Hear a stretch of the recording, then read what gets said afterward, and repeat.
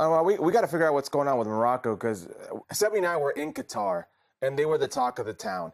I mean, that group had 2 semifinalists in it. They had the Croatian team, which in the previous World Cup was a finalist, the winner of CONCACAF in Canada. They had a golden generation of Belgium, went on to play Spain, knocked them out, went on to play Portugal, knocked them out, lost to France, but found themselves in a semifinal.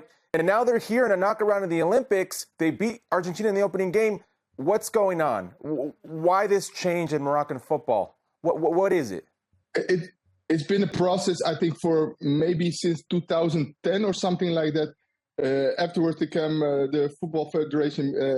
They were led by a general. It was very difficult to get new talent. But with Fawzi Laqja as a new president, he changed everything completely because everything was focused on the first team. But he came, he said, we have to focus on the youth, under 17, under 20, under 23. That's why they take this Olympic tournament very seriously, because they want to win it. And they developed an academy in Rabat, the Mohammed VI Academy. A lot of players who played in Qatar came from that academy. They have scouts all over Europe. If you have a Moroccan name, they'll reach out to you. You want to play for Morocco, come. They'll go to even to the US. They go to Asia. They have scouts all over the world because that's the thing with this Moroccan team. When people ask me what's the identity of this team, I say passion, because regarding football talent, tactical, they have players who were born in Netherlands, used to total football, players born in France, players born in Germany. So you have this mix of different football culture, but they all have one thing, and that's passion. And that's what you're going to see in this tournament, because the match against US is sold out. And it's going to be full of red fans of all over Europe coming to Paris to see this game. So that's the thing. Moroccan football had the talent, but when the federation took things to the next level, young players started coming. The fans were standing behind the team, because when you went to matches of Morocco 10 years ago, 12 years ago, the stadiums were completely empty. And now look at the stadiums at the Olympics. It's full of red and green fans. The United States beaten 4-0 by Morocco in the Olympic quarterfinals. Herculez Gomez now joining the show, and the bad news for Herc is that he also had to be up at 6 a.m. to actually catch this game as well. Herc, 6 a.m. for a performance like this. How are you feeling after it? What are your thoughts on what you saw? I got bags under my eyes, and for what? Actually, you know what, Kay? As expected, I mean, you have to keep things in perspective. It's the first time the U.S. youth national team, because it's a U23 tournament with 3 overage players, 3 reinforcements, has been back to the knockout rounds in 24 years. And when you look at this lineup, this 11, I mean, they lost who they were supposed to lose to, and they beat who they were supposed to beat in New Zealand and Guinea. But if you look at this lineup with the possible 11 of U23 age-eligible players who weren't in this game or weren't even in the Olympics, and that depends for the clubs because it's not a FIFA-sanctioned tournament, so they can say, we're not releasing you and these players don't go. You're talking about players like Yunus Musa, Ricardo Pepi. You're talking about players like Gio Reyna, Joe Scally, Johnny Cardoso, Malik Tillman, Folarin Balogun, first-team players with the national team that aren't here. So I find myself asking myself if I should be overly critical of what Marko Mitrovic did not do with this team in the setup, of what they were not able to do, despite it being 24 years since the last time they were in a knockout round versus a team in Morocco that you have to give a lot of credit to. The growth of Moroccan football has been something else. All these players on the Moroccan side, they don't play domestic football. They play abroad.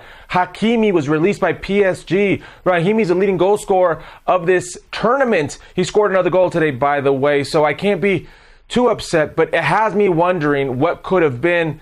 But a lot of this that you see online has been misplaced anger, ire, and I get it. It's been a hell of a summer for U.S. soccer fans on the men's side. Their team in Copa America just crashed out in embarrassing fashion. They were the host country, by the way, of this tournament, and they're out in a group that they had Bolivia and Panama and Uruguay, certainly, but those other two, and they couldn't get past. So I understand the ire. And look, listen, Greg Berhalter is gone for that.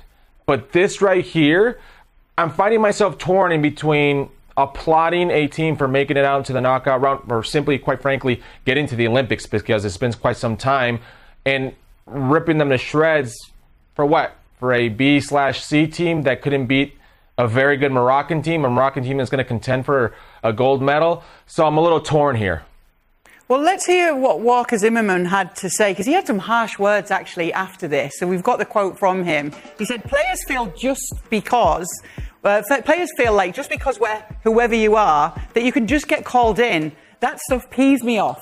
I think guys need to, every time they put on the jersey, I don't care how talented you are, you want to play with pride. I think we have the characters to do it, but we don't always do it. What do you think of what Zimmerman had to say here, Herc? Shots fired. Shots fired, Kay. And it's not the first time we've heard this. We've heard Tim Ream mention this before in the past. Quite frankly, that was a sense many of us in the media, many of us who cover this team, this national team, on a weekly basis, whether the club teams and how they perform there or don't perform, and when they come into the U.S. men's national team program, this pool got complacent. They definitely didn't feel like they were being tested. Whatever the case may be, in the Greg Berhalter era, they somewhat felt too comfortable. And listen, you got a coach in Stevie Nicol on that panel could tell you that's the last thing you want your players to feel is comfortable. They got complacent, they got comfortable, and the results were there. They regressed, in the second term under Greg Berhalter, and I think this has a lot to do with it. He's been in that locker room, and I'm talking about Walker Zimmerman. He's a veteran, a World Cup veteran. He's a guy who's played in big games, whether it be with the national team or whether it be in domestic football and Major League Soccer. He's been there, he's done that. But he's of that locker room, so he's seen things, that we've not been privy to. So this has me confirming what we already knew this summer, which was these players got complacent. They got too comfortable under Greg Berhalter. Okay, so they will not be, this group of players that we're talking about in the Olympics will not be in the semi-finals, and this is how they are shaping up. It will be France taking on Egypt and Morocco taking on Spain. Both of those games will be played on Monday. Elsewhere, Olivier Giroud has been introduced at LAFC, back with Hugo Lloris as a free agent, and we'll be seeing a lot more of him over this side of the world as well. Herc, you excited about this? Very excited. Listen, say what you want about his age. That's a quality footballer. That's a guy that got double-digit goals and was a very good player for long stretches of the Milan season, one of their best players, who's now in Major League Soccer. He was just competing with France, that very talented French pool in the Euros, and he's now here with a team, by the way, that is flying. That doesn't necessarily need a Olivier Giroud, but will take a player of that caliber. And now, if they weren't already favorites, well, they certainly are now. This is a player that's going to add tons to Major League Soccer. And I'll tell you what, it's very interesting talking to Olivier Giroud. We had him on Football Americas last night, and we asked him about Antoine Griezmann because he mentioned that he was a little bit jealous of Giroud coming down here and that he knows how jealous he is of that. John Thorrington wasn't at the presser to introduce a player like Olivier Giroud, a DP, a marquee player for that franchise. And I'm asking myself, what type of president doesn't show up for the unveiling of such player? Well, guess where he is? He's in France right now. Doing what? I don't know. But guess who else may be in or around that area who may be in or out of Atletico Madrid? That's right. That is Antoine Griezmann. Conor Gallagher, if he goes. Julian Alvarez, if he goes. These players could maybe facilitate a move out for Antoine Griezmann, who's also stated, like Olivier Giroud, that it is a dream of his to come and play in Major League Soccer. Man, this would be quite a week, quite a window for John Thornton and LAFC if they can pull off Olivier Giroud and Antoine Griezmann in the same window. So the run for the U.S. men at the Olympics has come to an end. 4-0 loss to Morocco. A disappointing performance. There's really not much positive to find here.